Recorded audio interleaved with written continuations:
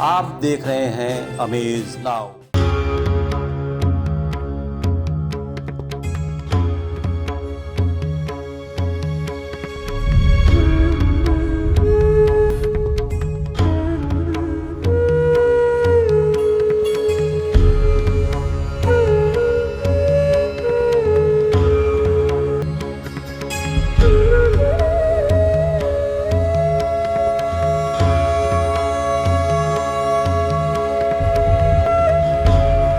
नमस्कार, स्वागत है आप सभी का हमारी खास पेशकश शख्सियत में। मैं हूं सोनी निगम। दोस्तों, कुछ तारीखें इतिहास के पन्नों में स्वर्णाक्षरों में अंकित हो जाती हैं। ऐसी ही एक तारीख है 31 जुलाई की तारीख, जब हिंदी साहित्य को प्रेमचंद के रूप में एक बहुमुखी प्रतिभा का धनी व्यक्तित्व मिला। प्रेमचंद महान उपन्यासकार, कहानीकार, नाटककार, समीक्षक, संपादक आदि कई रूपों में आज भी मानस पटल पर अंकित है। दोस्तों, इस समय हम प्रेमचंद पार्क के गेट पर खड़े हैं। आइए आपको अंदर लेकर चलते हैं प्रेमचंद पार्क में।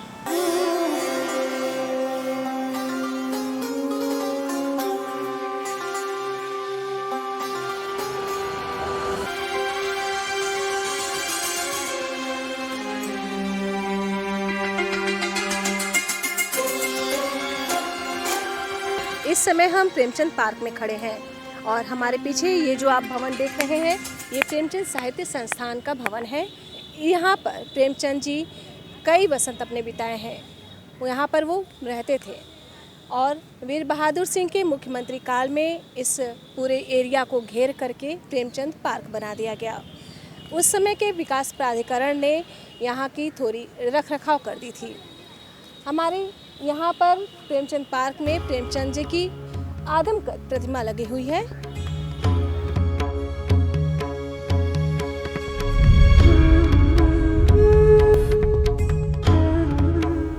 हमारे साथ इस समय प्रेमचंद साहित्य संस्थान के पूर्व सचिव मनोज सिंह जी हैं। आइए उनसे इस बारे में थोड़ी बातचीत करते हैं। मनोज जी, आप ये बताइए कि प्रेमचंद साहित्य संस्थान के गठन की क्या आवश्यकता पड़ी? कि देखिए, प्रेमचंद साहित्य संस्थान का गठन जो है वो 1991 में हुआ था और उस समय प्रोफेसर सदानंद शाही, राजेश मल, अनिल राय जी, ये लोग यूनिवर्सिटी, गोरखपुर यूनिवर्सिटी में थे और उस समय सबको पता था कि प्रेमचंद का गोरखपुर से एक बड़ा गहरा रिश्ता रहा है। और एक जो प्रेमचंद, ये जो घर है, जो ये बिल्डिंग है जिसमें प्रेमचंद जी रहे थे जब वो गोरखपुर में अध्यापक होकर आए थे, तो सबको पता था, लेकिन इसकी दशा उस समय इस तरह की नहीं थी। ये एक बिल्डिंग ज़रूर थी, लेकिन इसमें पूरा बंद था और इसमें काफ़ी कबाड़ एक तरह से जैसे था उसको रखा गया था। तो इन लोगों के मन में था कि जैसे दूसरे देशों में जो महान साहित्यकार हैं, बड़े साहित्यकार हैं, उनके घरों को एक राष्ट्रीय स्मारक के रूप में, विरासत के रूप में उसको सजो कर रखने की कोशिश की जाती है। तो एक हिंदी साहित्य के इतने बड़े कथाकार जिनके पूरी दुनिया जानती है, उपन्यास सम्राट प्रेमचंद, उनका घर इस तरह से उपेक्षित क्यों है? तो एक तो उसको ठीक से करने की कोशिश उन लोगों का था कि किया जाए, और दूसरा ये था कि प्रेमचंद के जो विचार हैं, उनका जो साहित्य है, उसको जनता के बीच में ले जाना। फिर जब 96 में 96 में हरीशचंद्र जी जब गोरखपुर के कमिश्नर हुए, तो वो साहित्य प्रेमी थे और साहित्य में रुचि रखने वाले व्यक्ति थे। जब संस्थान की ओर से उनको ये जानकारी दी गई कि प्रेमचंद जी का घर है यहाँ पर और बहुत उपेक्षित पड़ा हुआ है, तो उन्होंने इस पर आश्चर्य जताया और उन्होंने क्या किया कि इसकी देख रेख कराई और इसके जो 5 कमरे हैं वर्तमान समय में, वो प्रेमचंद साहित्य संस्थान को देते हुए यहाँ पर लाइब्रेरी और अन्य गतिविधियाँ, जो साहित्यिक गतिविधियाँ हैं, वो चलाने की उन्होंने गोरखपुर विकास प्राधिकरण GDA की ओर से अनुमति प्रदान की।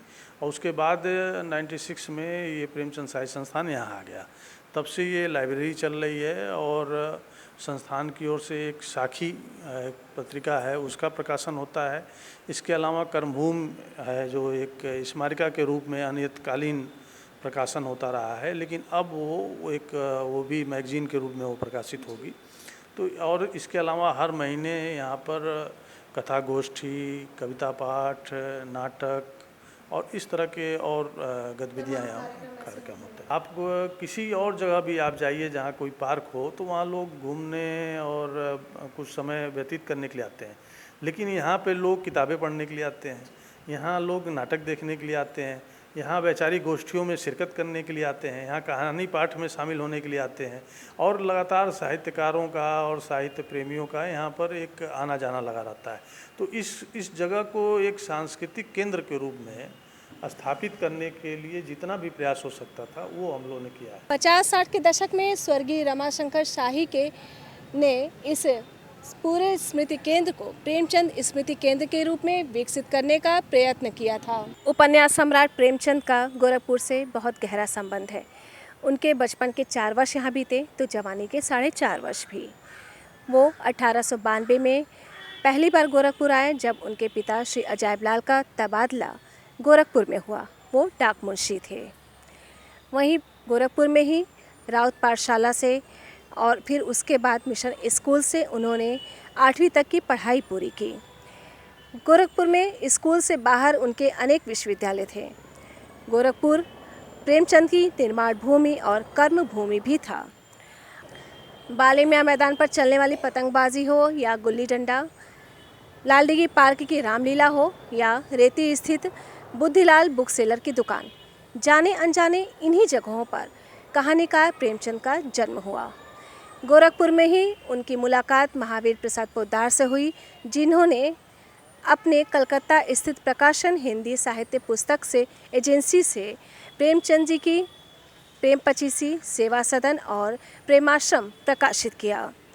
गोरखपुर में ही प्रेमचंद जी की रघुपति सहाय फिराक से मुलाकात हुई, जो आगे चलकर गहरी दोस्ती में बदल गई। इस बारे में फिराक लिखते हैं, प्रेमचंद का घर मेरे लिए दूसरा घर हो गया। वो हर शाम प्रेमचंद जी के घर जाते और उनसे सामाजिक, आर्थिक, राजनीतिक कई मुद्दों पर बातें होती। प्रेमचंद फिराक की प्रतिभा को पहचान चुके थे और उनकी नज़मों को ज़माना में छपने के लिए भेजा था। इस प्रकार उस दौर का गोरखपुर हिंदी और उर्दू साहित्य के 20वीं सदी के 2 महान शख्सियतों के निर्माण का साक्षी बन गया। प्रेमचंद पार्क की अपनी काफ़ी विशेषताएं हैं। जैसा कि हमने आपको पहले भी बताया था, उस समय गोरखपुर विकास प्राधिकरण ने इस पार्क को विकसित करने में काफ़ी मेहनत की थी। यहाँ पर बच्चों के मनोरंजन का भी साधन उपलब्ध है। आप देख सकते हैं हमारे पीछे ये झूले हैं जिस पे छोटे छोटे बच्चे झूला भी झूल रहे हैं और यहाँ पर इसकी साफ़ सफाई का भी काफ़ी ख्याल रखा गया है। प्रेमचंद जी ने कुल 15 उपन्यास, 300 से अधिक कहानियाँ, 3 नाटक, 10 अनुवाद, 7 बाल पुस्तकें और हज़ारों की संख्या में लेख लिखे। प्रेमचंद की कहानियाँ आम जनजीवन की आत्मा को झिझोड़ती हैं, अमानवीय समय में हमें मानवीय बनाती हैं। 20वीं सदी के हिंदी साहित्य के इतिहास में प्रेमचंद का व्यक्तित्व अतुलनीय है। आधुनिक हिंदी साहित्य की सबसे बड़ी घटना हिंदी गद्य का विकास है और प्रेमचंद हिंदी गद्य के विकास स्तंभ हैं। उन्होंने अपनी ज़्यादातर रचनाएं 1907 से 1936 के बीच में लिखी। 1907 से 1915 तक उन्होंने उर्दू में कहानियाँ लिखी। इसके बाद हिंदी में लिखना शुरू किया। 1907 में लिखी गई उनकी पहली कहानी दुनिया का सबसे अनमोल रतन राष्ट्रवाद की भावना से ओतप्रोत है। इसके बाद उनकी 5 कहानियों का संग्रह सोज़े वतन 1908 में प्रकाशित हुआ, जिसकी लोकप्रियता से डरकर तत्कालीन ब्रिटिश हुकूमत ने सोज़े वतन की प्रतियों को जब्त कर लिया और जला दिया। ये उनकी पहली कहानी का संग्रह था। तब वे नवाब राय के नाम से उर्दू में लिखते थे। उर्दू, फारसी, हिंदी और अंग्रेजी भाषाओं के अच्छे ज्ञाता थे। पहली हिंदी कहानी परीक्षा 1914 में प्रताप साप्ताहिक पत्र में छपी। उनकी आखिरी रचना मंगलसूत्र थी, जो पूरी नहीं हो सकी। 1936 में प्रेमचंद जी की लंबी बीमारी के बाद मृत्यु हो गई। प्रेमचंद दूसरी बार गोरखपुर गवर्नमेंट नॉर्मल स्कूल में सहायक अध्यापक होकर 16 फरवरी 1916 में आए। यहाँ पर उन्होंने महात्मा गांधी के भाषण सुनने के बाद 1921 में सरकारी नौकरी छोड़ दी और सरकारी मकान भी छोड़ दिया। इसके बाद वो 2 महीने तक महावीर प्रसाद पोद्दार के घर रहे और उन्हीं की सहायता से चरखे का काम शुरू किया। प्रेमचंद जी गोरखपुर से उर्दू अखबार निकालना चाहते थे, लेकिन इसमें वो सफल नहीं हो सके। यहाँ से उर्दू अखबार न निकल पाने का सपना उन्होंने बनारस जाकर पूरा किया। जब वो अपने जन्मस्थान लमही वापस गए तो वहाँ पर उन्होंने चरखे का काम एक बार फिर से शुरू किया। प्रेमचंद साहित्य की विशेषता है कि उसकी सभी रचनाएं सार्वकालिक हैं। वे अपनी हर कृति को इतने समर्पित भाव से रचते कि पात्र पाठक के हृदय में जीवंत होकर के धड़कने लगता है। हमारे साथ इस समय प्रोफेसर राजेश मल जी हैं, जिनका प्रेमचंद साहित्य संस्थान में सराहनीय योगदान रहा है। आइए उनसे बात करते हैं। प्रोफेसर साहब, आप हमें ये बताइए कि इस संस्थान के स्थापना का क्या मेन उद्देश्य रहा है? दरअसल विद्यार्थी जीवन में और ख़ास करके थोड़ा विद्यार्थी जीवन पूरा होने के बाद भी गोरखपुर के आसपास और गोरखपुर के इतिहास से परिचित होने का एक दौर रहा है। उस समय प्रेमचंद जी का गोरखपुर से एक अभिन्न रिश्ता हम लोगों को पता चला और उसी क्रम में जो है लगा कि नहीं कि जैसे दुनिया भर में अपने लेखकों रचनाकारों को उनकी स्मृतियों को सजोने का, उनकी परंपरा को आगे बढ़ाने का ऐसे संस्थाएं होती हैं। तो इस उद्देश्य से कि प्रेमचंद का दो हिस्सों में यहाँ गोरखपुर से रिश्ता रहा है। पहले तो विद्यार्थी जीवन में रावत पाठशाला में पढ़ने आए थे और उस समय उन्होंने ढेर सारे उपन्यास पढ़े थे, लिखे नहीं थे, पढ़ रहे थे, उपन्यास पढ़ रहे थे वो। दूसरे दौर में जब वो इंस्पेक्टर ऑफ स्कूल या यहाँ टीचर होकर के नारबेल स्कूल में, जिस भवन में आप बैठी हैं, इस भवन में वो करीब 5 साल रहे। तो इस भवन में जब आए तो उन्होंने रचनाएँ यहाँ की सेवा सदन खास करके और ईदगाह जैसी कहानी यहीं बगल की ईदगाह को देख करके उन्होंने लिखी थी।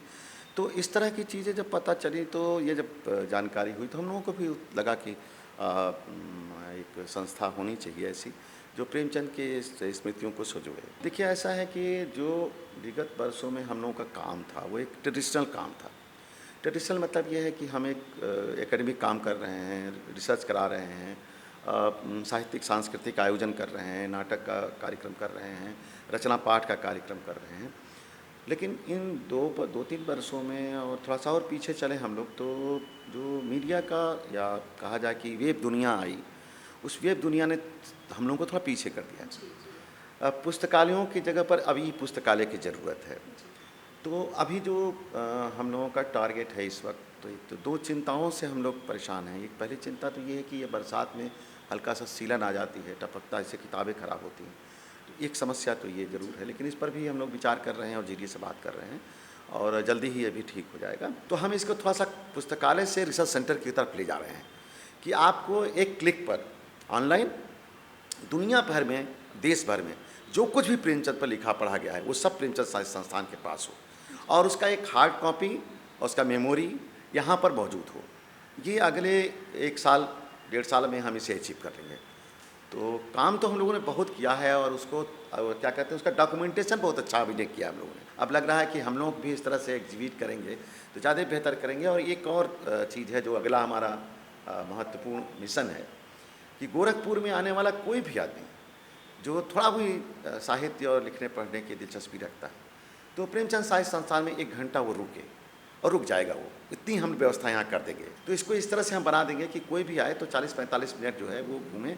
और गोरखपुर के जो प्रसिद्ध पर्यटन स्थल हैं उसमें से प्रेमचंद साहित्य संस्थान भी एक पर्यटन स्थल बने, लोगों को आने का, ये हमारा उद्देश्य है। अभी पूर्वांचल के सांस्कृतिक नवजागरण को स्फुटित और पोषित करने में जुटे साहित्यकारों की टोली को प्रेमचंद जयंती के अवसर पर हमारा सैल्यूट है और प्रेमचंद जैसी उन तमाम शख्सियतों को जो हिंदी साहित्य परंपरा को अथवा मिशन को आगे बढ़ाने में योगदान दे रहे हैं, अमेज नाव की टीम की ओर से कोटि कोटि नमन।